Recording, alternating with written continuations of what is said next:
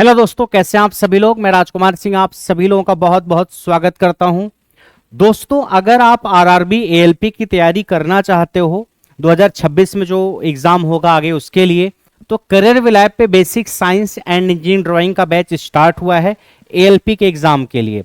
तो इस बैच को आप ज्वाइन कर सकते हो। खास बात क्या है, ये बाइलिंगुअल बैच रहेगा, हिंदी इंग्लिश दोनों में पढ़ाया जाएगा, यानी बोला भी जाएगा और लिखा भी जाएगा। 1 साल इसकी वैलिडिटी रहेगी और बहुत ही अफोर्डेबल प्राइस पे बैच स्टार्ट किया गया है। तो आपकी कुछ भी ट्रेड हो, आप किसी भी ट्रेड से अप्लाई अगर करना चाहते हो तो आप इस बैच को परचेज करके पढ़ सकते हो। ठीक है, इस बैच के बारे में कुछ चीजें मुझे डिस्कस करनी है आज। कई बार इसका कंफ्यूजन भी रहता है आप लोगों को। तो सबसे पहला सवाल, आरआरबी एएलपी में टोटल 3 स्टेज होते हैं, स्टेज 1, स्टेज 2 और स्टेज 3। जो स्टेज 1 होता है उसको हम नाम देते हैं सीबीटी 1। क्या नाम देते हैं? सीबीटी 1। एक होगा आपका सीबीटी 1। सीबीटी 1 में क्या होता है, इसमें आपको 60 मिनट्स का टाइम मिलता है और 75 क्वेश्चन करने होते हैं, 75 मार्क्स के। 75 क्वेश्चन 75 नंबर के, 60 मिनट का टाइम रहेगा और 1/3 नेगेटिव मार्किंग रहती है। ये सीबीटी 1 है।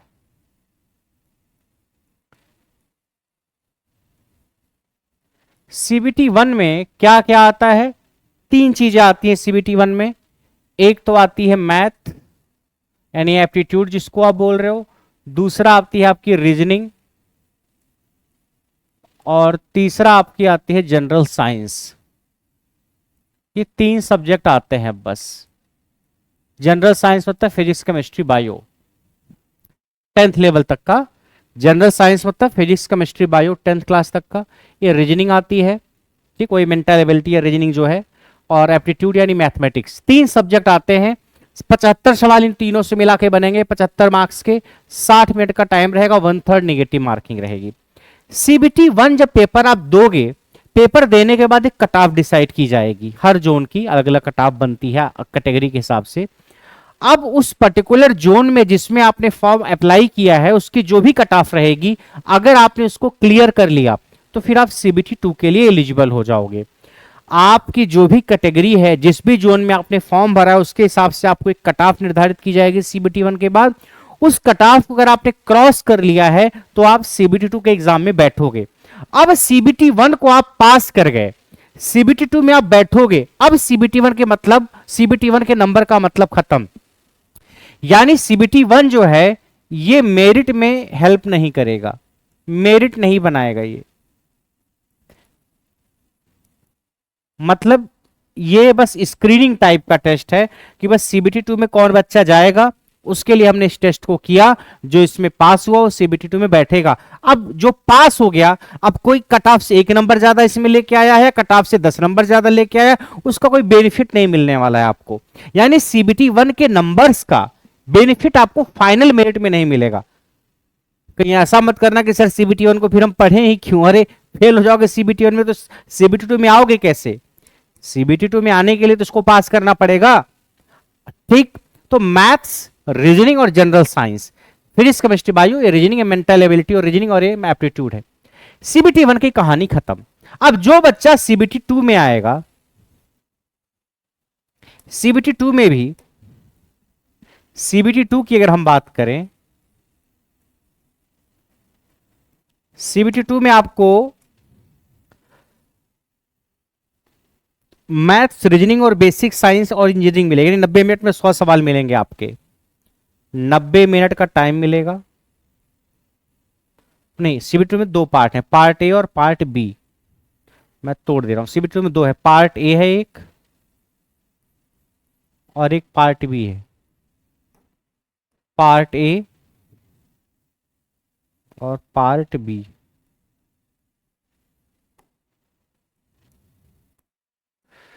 पार्ट ए में क्या रहेगा, यहां लिखा हुआ है। पार्ट ए में 90 मिनट में 100 क्वेश्चन आपको करने रहेंगे, 100 मार्क्स के। 90 मिनट में 100 सवाल, जिसमें मैथ्स, रीजनिंग और बेसिक साइंस और इंजीनियरिंग ड्राइंग रहेगी। ठीक है, इसमें मैथ्स प्लस रीजनिंग और plus basic science and engineering drawing, या basic science engineering, basic science and engineering drawing. ये है आपका सीबीटी 2 का पार्ट ए का सिलेबस, कि मैथ्स के आपके 25 सवाल, रीजनिंग के 25 सवाल, बेसिक साइंस एंड इंजीनियरिंग के 50 सवाल। ठीक है, तो 25 क्वेश्चन इसके हो गए, 25 क्वेश्चन इसके हो गए और 50 क्वेश्चन इसके हो गए। तो सीबीटी 2 में पार्ट ए में एक तरीके से आपको 100 क्वेश्चन करने हैं। ठीक है, 100 क्वेश्चन करने हैं 90 मिनट में और 100 मार्क्स का। तो आपका 90 मिनट का टाइम है, 100 question, 100 marks, 1/3 negative marking.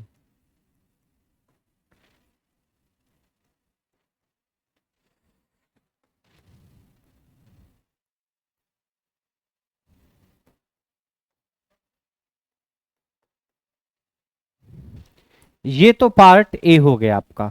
Part B आपका ट्रेड रिलेटेड होता है। इसमें जो भी आपकी ट्रेड होगी, इलेक्ट्रीशियन या इलेक्ट्रॉनिक मैकेनिक या फिटर, उस ट्रेड से रिलेटेड सवाल आएगा। और इसमें क्या होता है, 60 मिनट का टाइम मिलता है, 75 क्वेश्चन करने होते हैं, 75 मार्क्स के। ये ट्रेड रिलेटेड होता है। 60 मिनट में 75 क्वेश्चन, 75 मार्क्स के। ठीक है, ये कहानी है आपकी। तो 90 मिनट ऊपर, और इसमें मिलेगा आपको 90 मिनट, इसमें मिलेगा आपको 60 मिनट, यानी मिला जुला के 2.5 घंटे का टोटल पेपर होगा सीबीटी 2। ये हो गया 90 मिनट यानी 1.5 आवर का, और नीचे हो गया 1 आवर का। पूरा सीबीटी 2 आपका 2.5 घंटे का होगा। उस 2.5 घंटे में 1.5 घंटे चलेगा पार्ट ए और अगला 1 घंटा चलेगा पार्ट बी। ठीक है, पार्ट ए जो है ये तो सबके लिए सेम है। पार्ट ए सबके लिए सेम है, कोई भी ट्रेड आपकी हो। पार्ट बी ट्रेड रिलेटेड है, इसमें आपकी जो भी ट्रेड होगी उस ट्रेड का सवाल आपको मिलेगा। ठीक, सीबीटी 2 का सर मेरिट में मतलब इसको मेरिट में बनाने में हम शामिल करते हैं कि नहीं, या ये भी क्वालिफाइंग है सीबीटी 1 जैसा। सीबीटी 2 में जो पार्ट ए और पार्ट बी है, पार्ट बी तो क्वालिफाइंग है। पार्ट बी जो है ट्रेड वाला, it is qualifying in nature. Qualifying in nature का मतलब आप अगर ट्रेड में पास कर गए तो फिर ट्रेड में एक्स्ट्रा कितने नंबर है आपके, उससे कोई मतलब नहीं। कितने नंबर आपको ले आने होते हैं ट्रेड में, रेलवे कहता है कि आपका जो 75 मार्क्स है उसका 35% आपको ले आना है। तो 75 का कितने नंबर ले आने हैं, 35%। किसका, ऑफ 75। तो 75 का 35% नंबर ले आना है। ये निकालते हो आप तो आता है 26.25। 26.25। अगर आप पार्ट बी में 26.25 या उससे ज्यादा नंबर लेके आए तो आप ट्रेड में पास। अब जो भी बच्चा ट्रेड में पास हो गया, अब उसके ट्रेड में यानी पार्ट बी में कितने एक्स्ट्रा नंबर हैं उसका कोई बेनिफिट नहीं आपको मिलेगा। यानी जो बच्चा 26.25 लेके आएगा वो भी ट्रेड में पास, और जो 75 में 75 लेके आएगा वो भी ट्रेड में पास। दोनों में कोई अंतर नहीं है, कोई फाइनल मेरिट में हेल्प नहीं मिलेगी 75 वाले को। 75 में 75 आप लेके आओ, चाहे 75 में आप 26.25 लेके आओ, दोनों एक ही जगह खड़े मिलेंगे आपको। दोनों के नंबर में जो अंतर है उसका कोई बेनिफिट नहीं है, क्योंकि ये फाइनल मेरिट में नहीं जुड़ेगा। इसलिए लिखा है क्वालिफाइंग इन नेचर। लेकिन ये भी याद रखना, अगर ट्रेड में कोई बच्चा फेल हो गया, फिर उसके पार्ट ए में कितने भी अच्छे नंबर क्यों नहीं हो, उसकी पार्ट ए की कॉपी ही नहीं चेक की जाएगी। मतलब पार्ट ए की आंसर की में कितने भी नंबर आप ले आए कोई मतलब नहीं है। तो जो भी बच्चा पार्ट बी में फेल होगा ट्रेड में, उसके पार्ट ए के नंबर का कोई मतलब नहीं। आप इधर 100 में 100 स्कोर कर जाओ, 100 में 100 स्कोर कर जाओ, अगर आप ट्रेड में फेल हो गए तो पार्ट ए के नंबर का कोई मतलब रह नहीं जाता, कोई मतलब नहीं इसके नंबर का, कितना भी ज्यादा लेके आओ।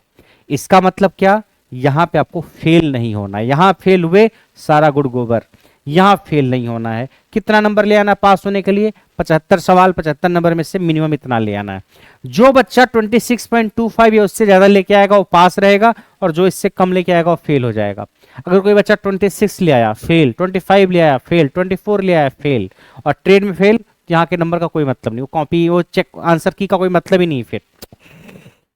ठीक है। अच्छा, जो बच्चा ट्रेड में पास कर गया, अब उसके जितने नंबर पार्ट ए में आएंगे उतना बेनिफिट उसको मिलेगा। उसके पार्ट ए में जितने अच्छे नंबर आएंगे, ये मैथ्स, रीजनिंग और बेसिक साइंस और इंजीनियरिंग ड्राइंग, ये आपको फिर स्ट्रांग करना है। सीबीटी 2 हो गया। अब आपका अगला स्टेज क्या होगा, अगला स्टेज है आपका स्टेज 3। स्टेज 3 क्या है,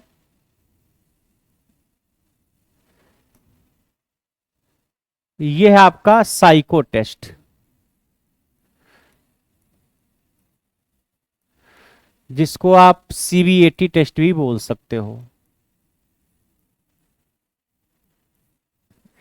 ये अगला है साइको टेस्ट। साइको टेस्ट में क्या होता है, इसमें 5 बैटरी होती है साइको टेस्ट में, मतलब 5 टाइप के टेस्ट होते हैं, 5 बैटरी होती है, 5 टाइप के टेस्ट, और हर बैटरी में आपको मिनिमम 42 टी स्कोर ले आना है, मिनिमम 42 टी स्कोर, ये इतना लेके आना हर बैटरी में। अगर आप किसी भी बैटरी में 42 से कम लेके आओगे तो आप साइको में फेल। तो 5 बैटरी है, 5 टाइप के टेस्ट, मेमोरी टेस्ट है, कंसंट्रेशन टेस्ट है, डेप्थ पेनिट्रेशन टेस्ट ऐसे है। जब आप साइको दोगे तो उसके बारे में बताया जाएगा। तो 5 बैटरी होती है, ये साइको है। स्टेज 3 में आपकी मैथ, रीजनिंग, साइंस, ट्रेड वेड कुछ नहीं आता, ये नॉर्मल चीजें हैं, बस आपकी मेमोरी कैसी है, आप चीजों को विजुअलाइज कैसे करते हो, इन सबसे रिलेटेड सवाल बनते हैं। 5 टाइप के सवाल बनते हैं, उनको हम बैटरी बोल सकते हैं। 5 बैटरी बनती है, 5 टाइप के टेस्ट, और हर टेस्ट को पास करना जरूरी है। मिनिमम 42 टी स्कोर ले आना है। टी स्कोर क्या है आपको आगे बताएंगे, अभी मान लो मिनिमम 42 मार्क्स ले आना है मोटे मोटे तौर पर। साइको होता है। साइको के बाद फिर आपका मेडिकल वगैरह होगा, आपकी आई साइट वगैरह और जो भी कंडीशंस हैं, फिर उसके बाद बाकी की चीजें होती हैं। तो आप अगर फाइनल मेरिट देखोगे कि फाइनल मेरिट कैसे बनती है, तो फाइनल मेरिट बनाने में सीबीटी 1 का कोई योगदान नहीं है। सीबीटी 1 का कोई, बस इसको पास करना है, पास करके आप सीबीटी 2 में पहुंच गए, फिर इसके नंबर का कोई मतलब नहीं। और सीबीटी 2 में भी पार्ट बी यानी ट्रेड में अगर एक बार आप पास हो गए तो इसके नंबर का फिर कोई मतलब नहीं। मतलब किसका होता है, पार्ट ए का, सीबीटी 2 के पार्ट ए का। सीबीटी 2 में पार्ट ए ये मेरिट में योगदान देगा, प्लस साइको वाला जो है ये मेरिट में योगदान देगा। फाइनल मेरिट में कौन कौन योगदान देगा, सीबीटी 1 ना, सीबीटी 2 में पार्ट ए, वो पार्ट बी नहीं, पार्ट ए और साइको, ये दोनों मिला करके फाइनल मेरिट बनेगी। तो अगर किसी बच्चे के यहां नंबर बहुत अच्छे हैं तो साइको में अगर थोड़ा बहुत 19 भी हुआ तो काम चल जाएगा। इन दोनों को मिला के फाइनल मेरिट बनती है। अभी तक जो एग्जाम अभी पिछला हुआ है, पिछला एग्जाम जो 2025 वाला एग्जाम सीबीटी 2 का 28 जुलाई 2026 को हुआ है। एएलपी 2025 की जो वैकेंसी थी उसका एग्जाम सीबीटी 2 का 28 जुलाई को हुआ है। वो बच्चे जो अभी साइको देंगे उनकी जो मेरिट बनेगी वो इस हिसाब से बनेगी, ये 70% और ये 30%। जो बच्चे 2025 वाला एग्जाम अभी जो चल रहा है कैलेंडर, सीबीटी 2 तक हो गया, साइको होना बाकी है, उनका इसका 70% इनका और इसका 30% लिया जाएगा। बट अगली बार से जो एग्जाम होगा यानी 2026 का जो नोटिफिकेशन है, या जो 2026 का जो फॉर्म बच्चा भरा है, या जो बच्चा एग्जाम देगा 2026 वाला, जिसका अभी ना तो सीबीटी 1 हुआ है, सीबीटी 2 की तो बात ही छोड़ दो, अभी 2026 वाला सीबीटी 1 वगैरह तो नहीं हुआ है। तो जो बच्चा 2026 वाला एग्जाम देगा, सीबीटी 1 देगा, फिर सीबीटी 2 देगा, फिर उसके बाद साइको देगा, तो जो 2026 वाली वैकेंसी है उसमें सीबीटी 2 का 50% और साइको का 50% ये लिया जाएगा आगे से। यानी सीबीटी 2 के पार्ट ए का 50, साइको का 50, 2026 की वैकेंसी के लिए, जो एग्जाम अभी सीबीटी 1 भी नहीं हुआ है, और जो एग्जाम 2025 वाला अभी रनिंग में है, जो सीबीटी 2 हो चुका उसमें ये 70 और ये 30। तो कंफ्यूजन मत रखना, आपकी कोई वीडियो बाद में देखे तो बोले सर 70-30 था, हम तो ये समझ लिए, या ये था तो हम ये समझ लिए। आप कौन सा एग्जाम दे रहे हो, अगर आप बिल्कुल फ्रेश हो, आपको सीबीटी 1 अभी देना है, तो आप 50-50 के हिसाब से चलो। तो मैं बेसिक साइंस और इंजीनियरिंग के बैच की बात कर रहा हूं, तो इसका मतलब बच्चा सीबीटी 2 का एग्जाम अभी नहीं दिया होगा, तो फिर मैं यही मान के चलो कि नए बच्चों के लिए है, तो इसका 50%, क्योंकि जो साइको दे रहा है वो तो सीबीटी 2 का एग्जाम दे चुका है, इसका 50%। यानी सीबीटी 2 के पार्ट ए में जितना नंबर आप अच्छा स्कोर करोगे उतना बेनिफिट मिलेगा आपको, 50% इसका। और साइको, जब सीबीटी 2 का एग्जाम आप दे दोगे तो फिर साइको का बैच आएगा, तो साइको में क्या क्या होता है आप उस पर ध्यान देना। अभी आप साइको पे ध्यान मत दो, जिस बच्चे को भी सीबीटी 1 देना है वो साइको के बारे में क्यों सोचेगा, स्टेज 3 के बारे में। बट दोनों को मिला के फाइनल मेरिट बनती है, तो साइको की बात है। सीबीटी 2 का पार्ट ए जो है ये हमारे लिए काम का है, 50 इसका 50 इसका फाइनल मेरिट बनती है, ठीक है। यानी ट्रेड फाइनल मेरिट में नहीं है, सीबीटी 1 फाइनल मेरिट में नहीं है, 50 इसका 50 इसका। अब आप देखो मैथ रीजनिंग यहां भी है, मैथ रीजनिंग यहां भी है, दोनों में। वो तो आप सीबीटी 1 के लिए पढ़ोगे तो सीबीटी 2 में काम दे ही देगा, अच्छे से पढ़ना, मैथ रीजनिंग हर जगह आती है। यहां जनरल साइंस है, यहां basic science and engineering drawing है। क्या अंतर है, जनरल साइंस जो है ये है physics chemistry bio 10th level तक। बेसिक साइंस और इंजीनियरिंग ड्राइंग के क्या सिलेबस है ये मैं भी आपको बता रहा हूं। इसमें टोटल 12 टॉपिक मेंशन कर रखे हैं रेलवे ने, 12 टॉपिक, वहां से सवाल आता है। 12 टॉपिक मेंशन कर रखे हैं रेलवे ने, कुछ रिलेटेड टू फिजिक्स हैं, कंप्यूटर है, एनवायरमेंट है, इंजीनियरिंग ड्राइंग है, तो 12 टॉपिक इसके अंदर है। ये फिजिक्स केमिस्ट्री बायो है, इसमें केमिस्ट्री बायो वगैरह नहीं है। बेसिक साइंस और इंजीनियरिंग ड्राइंग का क्या सिलेबस है वो मैं डिस्कस कर रहा हूं। तो जो बैच स्टार्ट हुआ है ये वाला 499 का, ये बैच यही है, basic science and engineering drawing का फॉर एएलपी, यानी जो सीबीटी 2 का पार्ट ए है वहां से 15 मार्क्स के क्वेश्चन आने वाले हैं, वो वाला बैच है ये। तो आप इससे 50 मार्क्स की अपनी तैयारी कर सकते हो, इसके 50 मार्क्स की। आपकी कुछ भी ट्रेड हो, हर ट्रेड के बच्चों के लिए पार्ट ए सबके लिए सेम है, तो आप ये वाला हिस्सा पढ़ सकते हो। आपकी ट्रेड वेल्डर है, आरएसी है, फिटर है, इलेक्ट्रीशियन है, इलेक्ट्रॉनिक मैकेनिक है, कुछ भी है, ठीक। तो मैंने आपको सारी चीजें बता दी। अब इस बैच को कौन बच्चा ज्वाइन कर सकता है, आप अगर एलिजिबल हो एएलपी के लिए। कब एलिजिबल हो आप, अगर आपने आईटीआई कर रखा, आईटीआई आपने कर रखा है तो जिस भी ट्रेड से आपने आईटीआई किया है उस ट्रेड से आप फॉर्म फिल करना। जिस भी ट्रेड से, इलेक्ट्रीशियन से किया है, इलेक्ट्रॉनिक मैकेनिक से किया है, वेल्डर से किया है, आरएसी से किया है, डीजल मैकेनिक से, जिस भी ट्रेड से आपने किया उसी ट्रेड से फॉर्म फिल करना आप। अगर आपने डिप्लोमा या बीटेक किया हुआ है तो, अगर आपने डिप्लोमा कर रखा है या बीटेक कर रखा है तो भी आप अप्लाई कर सकते हो। जैसे आपने डिप्लोमा कर रखा है तो डिप्लोमा आपने जिस ब्रांच से किया है तो उस ब्रांच से मिलती हुई जो आईटीआई की ट्रेड्स हैं उसके लिए आप अप्लाई कर सकते हो। जैसे आपने डिप्लोमा इलेक्ट्रिकल से किया है तो आप इलेक्ट्रीशियन ट्रेड से फॉर्म भरिएगा, आपने डिप्लोमा मैकेनिकल से किया तो मैकेनिकल ट्रेड से फॉर्म भरिएगा, आपने डिप्लोमा इलेक्ट्रॉनिक्स से किया तो इलेक्ट्रॉनिक मैकेनिक ट्रेड से फॉर्म भरिएगा। ऐसे अगर कोई बच्चा बीटेक कर रखा है तो बीटेक आपने जिस भी ब्रांच से कर रखा है उस ब्रांच से रिलेटेड कुछ ट्रेड्स हैं उसे ही आप सेलेक्ट करना। आपने इलेक्ट्रिकल इंजीनियरिंग से किया है या इलेक्ट्रिकल एंड इलेक्ट्रॉनिक्स से किया तो आप इलेक्ट्रीशियन ट्रेड को सेलेक्ट करना। आपने इलेक्ट्रॉनिक्स एंड कम्युनिकेशन से किया है तो आप इलेक्ट्रॉनिक मैकेनिक ट्रेड को सेलेक्ट करना। आप मैकेनिकल इंजीनियरिंग को आज से आपने किया है तो आप फिटर ट्रेड को या बाकी डीजल मैकेनिक वगैरह को सेलेक्ट कर सकते हो। तो जो भी आपकी बीटेक या डिप्लोमा में ब्रांचेज हैं, नोटिफिकेशन में साफ साफ मेंशन है कि उस ब्रांच से, जैसे इलेक्ट्रिकल ब्रांच अगर आपकी है तो इलेक्ट्रिकल ब्रांच से रिलेटेड क्या क्या हैं ट्रेड जिनको आप चुन सकते हो।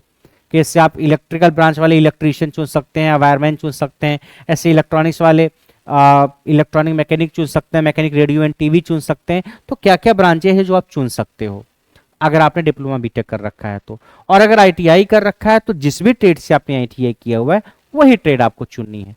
पेपर अलग अलग नहीं होता तीनों के लिए। कुछ लोगों के मन में संदेह है कि सर तीनों का पेपर अलग अलग होगा, नहीं। आपने अगर आईटीआई किया है, चाहे डिप्लोमा चाहे बीटेक, सबका पेपर सेम होगा, सेम होगा पेपर। कहने का मतलब, और कोई बच्चा इलेक्ट्रीशियन से आईटीआई किया है, कोई बच्चा इलेक्ट्रिकल इंजीनियरिंग से डिप्लोमा किया है, कोई बच्चा इलेक्ट्रिकल इंजीनियरिंग से बीटेक किया है, तो अगर वो एलपी का फॉर्म भरेगा तो जो ट्रेड वाला हिस्सा है वो सबके लिए सेम आएगा। इलेक्ट्रिकल से इलेक्ट्रीशियन से आईटीआई, इलेक्ट्रिकल से डिप्लोमा, इलेक्ट्रिकल से बीटेक, ये तीनों लोग अलग अलग क्वालिफिकेशन वाले हैं, बट उनका जो पेपर ट्रेड का आएगा वो एक ही आएगा। यानी जो पेपर का लेवल होता है वो आईटीआई लेवल का ही होता है। उसमें आईटीआई के बच्चे ही एलिजिबल थे, मगर रेलवे ने कहा कि हम हायर क्वालिफिकेशन को भी अलाउ कर रहे हैं। तो इलेक्ट्रीशियन से आईटीआई किया हुआ आपका पेपर जो बनेगा उसी लेवल का बनेगा। वो अलग बात है, उसमें डिप्लोमा वाले और बीटेक वाले बच्चों को भी अलाउ कर देते हैं वो, और वो बोल देते हैं कि अगर आपने हायर डिग्री ले रखी है तो आपकी हायर डिग्री जो भी है, डिप्लोमा बीटेक, आपकी जो ब्रांच है उससे मिलती जुलती जो ट्रेड है आईटीआई की, उस ट्रेड से आप फॉर्म फिल करिए, फिर उसी ट्रेड का पेपर आपको मिलेगा। यानी पेपर आईटीआई लेवल का ही बनेगा। वही पेपर इलेक्ट्रीशियन से आईटीआई के वो बच्चा देगा, और वही पेपर अगर आपने डिप्लोमा कर रखा है इलेक्ट्रिकल से तो भी आप वही दोगे, आपने बीटेक कर रखा तो भी वही आप दोगे। अब आपको लग रहा होगा आईटीआई के बच्चों को सर तो नाइंसाफी हमारे साथ कि डिप्लोमा बीटेक वाले भी आ रहे हैं। जो सवालों का लेवल होता है वो आईटीआई लेवल का ही रहेगा। मैं कहूँ किसी एग्जाम में एबीसीडी आएगा, जोड़ घटाना गुणा भाग बेसिक आएगा, अब उसकी मिनिमम क्वालिफिकेशन 10th है। अब मान लो गवर्नमेंट ने कहा कि इसमें 12th वाले भी अप्लाई कर सकते हैं, बीटेक वाले भी अप्लाई कर सकते हैं, तो भाई जहां जोड़ घटाना गुणा भाग ही है, एबीसीडी ही है, 10th क्लास उसकी क्वालिफिकेशन है, तो क्या 10th क्लास का बच्चा इस चीज को अच्छे से नहीं कर पाएगा, एबीसीडी और जोड़ घटाना गुणा भाग को? तो कर पाएगा, क्योंकि सवाल बहुत टफ थोड़ी बन रहा है कि आईटीआई के वह बच्चा को लगेगा सर सवाल तो बहुत टफ हो गया, हमसे हो ही नहीं रहा है, डिप्लोमा बीटेक वाले कर ले रहे हैं। सवाल आप ही के लेवल का बनता है, वो ये और ये लोग दे सकते हैं, और कई बार इनको दिक्कत भी होती है जब सवाल थोड़ा सा कई बार रटने वाला सवाल आ जाता है, कई बार कुछ प्रैक्टिकल से रिलेटेड चीजें आ जाती है, क्योंकि ये लोग तो थियोरेटिकल चीज ज्यादा पढ़ते हैं। मार्केट में काम तो आईटीआई वाले बच्चे करते हैं जमीन पे उतर के, इनका काम या तो इंस्पेक्शन का होता है, ऑर्डर का होता है। तो पेपर एक ही बनेगा, वही पेपर तीनों लोगों को देना होगा, जो भी ब्रांच होगी उस ब्रांच से रिलेटेड। जैसे फिटर से आईटीआई के वह बच्चा जो पेपर देगा, वही पेपर मैकेनिकल से डिप्लोमा किया हुआ बच्चा भी देगा, वही पेपर मैकेनिकल से बीटेक किया हुआ बच्चा भी देगा। ठीक है, पेपर एक ही बनेगा, आपकी जो ट्रेड से रिलेटेड चीजें हैं। हाँ, सिविल इंजीनियरिंग से अगर आपने डिप्लोमा बीटेक किया है तो उस बेसिस पे वैकेंसी नहीं आती है, बाकी इलेक्ट्रिकल की आती है, मैकेनिकल की आती है, इलेक्ट्रॉनिक्स वगैरह की आती है। सिलेबस क्या है? आपको 12 टॉपिक मिलेंगे। एक तो इंजीनियरिंग ड्राइंग है, इंजीनियरिंग ड्राइंग जो है कभी कभी इससे सवाल कम आता है, कभी कभी ज्यादा आ जाता है। अभी इस बार की आंसर की नहीं आई है, जो एग्जाम अभी हुआ 28 जुलाई को, बट बच्चों का ये कहना था सर इंजीनियरिंग ड्राइंग से सवाल काफी थे, तो आंसर की आएगी, तो उसके सवाल जो आए हैं वो भी आपके इस बैच में डिस्कस किए जाएंगे। तो आपको इंजीनियरिंग ड्राइंग अच्छे से पढ़नी है। इससे सवाल 4 सवाल आए, चाहे 10 सवाल आए, चाहे 2 सवाल आए, कब किस टॉपिक से सवाल ज्यादा आएगा कम आएगा आप कुछ कह नहीं सकते। दूसरा है यूनिट, फिर मेजरमेंट, फिर mass weight and density, work power energy, speed and velocity, heat and temperature, basic electricity, levers and simple machine, occupational safety and health, environmental education, IT literacy. इतने टॉपिक हैं जहां से सवाल बनता है। आईटी लिटरेसी मतलब computer साक्षरता, computer से रिलेटेड चीजें पूछी जाती हैं इसमें। इन्वायरमेंटल एजुकेशन पर्यावरण शिक्षा, इसमें पर्यावरण से रिलेटेड चीजें आएंगी। ऑक्यूपेशनल सेफ्टी एंड हेल्थ, व्यावसायिक सुरक्षा और स्वास्थ्य। बच्चों का इससे सवाल इस बार काफी आए थे और अच्छे अच्छे सवाल आए थे, तो ये भी आपको पढ़ना है। ये आप किसी एग्जाम के लिए कहां पढ़ते हो? ऑक्यूपेशनल सेफ्टी एंड हेल्थ नहीं पढ़ते हो आप। इन्वायरमेंट किसी किसी एग्जाम में आती है तो आपने शायद पढ़ा होगा, कंप्यूटर तो भी आप पढ़ते हो। सिंपल लीवर एंड मशीन, उत्तोलक और सरल मशीन, बेसिक इलेक्ट्रिसिटी, ये सारे टॉपिक्स हैं इसके। ये इंजीनियरिंग ड्राइंग है जो कि आप नॉर्मली और किसी एग्जाम के लिए तो नहीं पढ़ते हो। अगर आप ग्रुप डी का एग्जाम दे रहे हो, एनटीपीसी का दे रहे हो, तो उस समय कहाँ इंजीनियरिंग ड्राइंग आती है, बट एएलपी के बेसिक साइंस और इंजीनियरिंग में सिलेबस में है। आ रही बात समझ में? ये 12 टॉपिक हैं, आपको इन 12 टॉपिक्स को बहुत अच्छे से पढ़ना है। इन 12 टॉपिक से 50 क्वेश्चंस के आसपास सवाल आते हैं। अब किस टॉपिक से सवाल ज्यादा आएगा, किस टॉपिक से कम, ये तो कोई भी नहीं बता सकता। ये पेपर बनाने वाला जहां से सवाल ज्यादा बना ले। जैसे इस बार 2028 जुलाई को जो पेपर हुआ, बच्चों का कहना भी आंसर की तो नहीं आई है, मैं पेपर देखूं, बच्चों के हिसाब से कुछ टॉपिक्स ऐसे थे जहां से सवाल एक भी नहीं आया था, कुछ टॉपिक से एक भी सवाल नहीं आया था, कुछ टॉपिक से सवाल भर भर के आया था। तो हो सकता है किसी एक पर्टिकुलर टॉपिक से कभी 20 सवाल आ जाए, 15 सवाल आ जाए, किसी टॉपिक से एक भी सवाल ना आए। बात आ रही समझ में?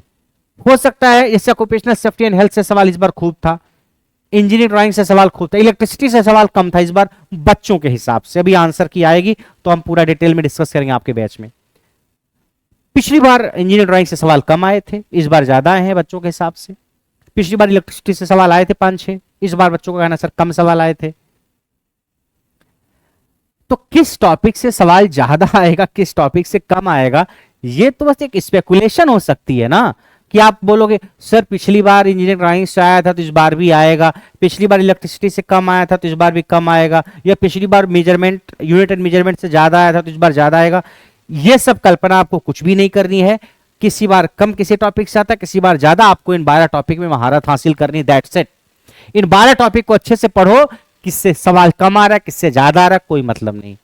तो हो सकता है कोई एक टॉपिक छोड़ के जाओ 12 में से, उसी से सवाल ज्यादा आ जाए तो क्या करोगे? ठीक है, तो 12 टॉपिक आपको अच्छे से कवर करा जाएंगे इस बैच में। उन 12 को आप अच्छे से पढ़ के जाना, ताकि किसी से सवाल ज्यादा आए तो भी हो जाए, कम आए तो कोई बात नहीं, हम तो 12 टॉपिक पढ़ के जाना है। ठीक।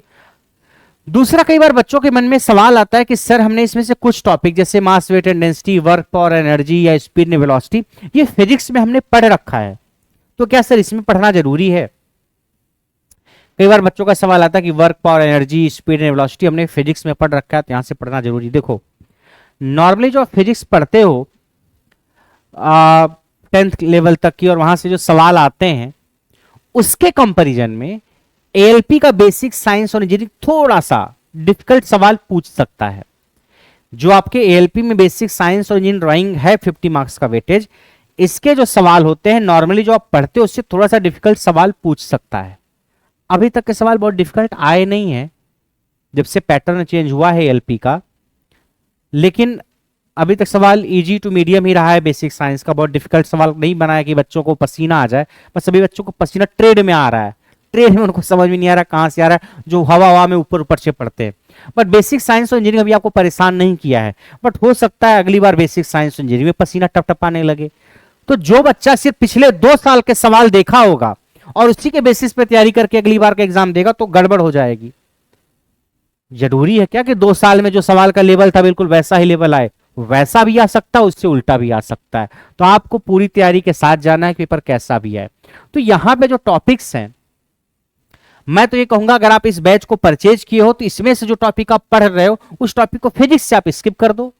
मान लीजिए आपने कोई साइंस का बैच ले रखा है, आपने यहां से वर्क पावर एनर्जी पढ़ लिया, तो आप फिजिक्स वाला वर्क पावर एनर्जी स्किप मार दो। आपने मास वेट एंड डेंसिटी पढ़ लिया तो फिजिक्स में अगर आपने कोई बैच ले रखा तो वहां से स्किप कर दो।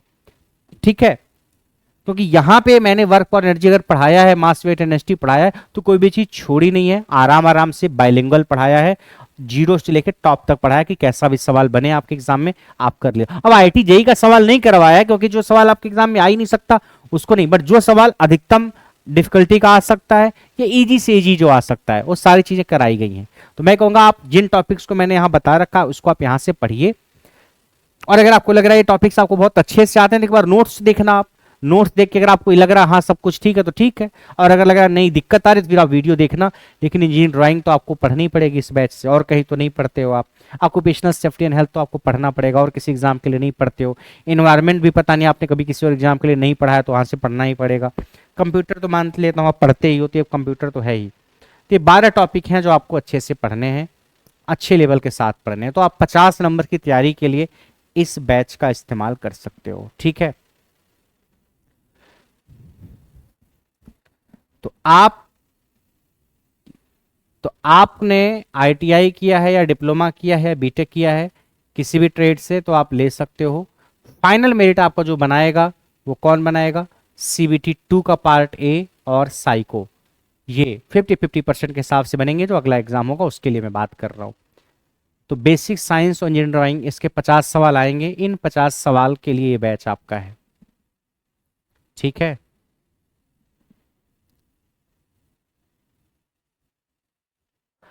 अगर ये बैच आपको करियर विल ऐप पे दिख नहीं रहा है तो आप बैच को ढूंढोगे कैसे? आप कैरियर विल ऐप खोलोगे अपने फ़ोन में, सबसे पहले इंस्टॉल कर रखा है तो नहीं इंस्टॉल कर रखा है तो आप इंस्टॉल करना।